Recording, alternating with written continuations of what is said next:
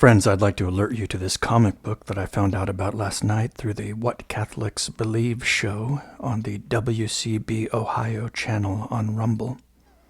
And it's a comic book published in 1947 against communism by the Catechetical Guild based out of Minnesota. You can get it for free. I'll link it below, and I would strongly recommend reading this and reading it with your teenage children as well.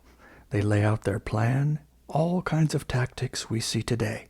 The tactic of manufacturing crises, for example, of setting up front groups, for example, of using toxic tolerance as a club.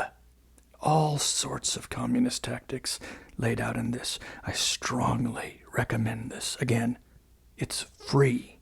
I will link it below. And you can also find it for purchase on Amazon. It's an excellent reminder that what we're seeing today hasn't just sprung up out of nowhere. It's been brewing for decades, and indeed centuries. McCarthy was right.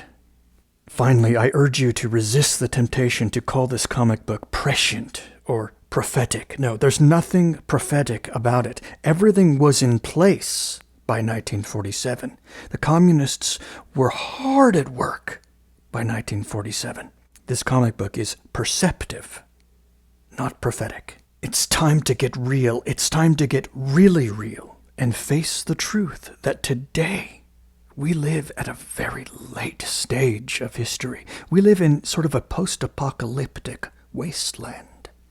Just think, we live after, most of us were born after the advent of atomic bombs, after the catastrophic Second Vatican Council, the Judas Council, after the 1960s, after World War II, after World War I.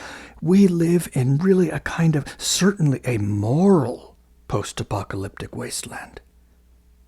No, this is not prophetic, not prescient, it's perceptive. And we need to become perceptive. We need to open our eyes and see what is in front of our faces.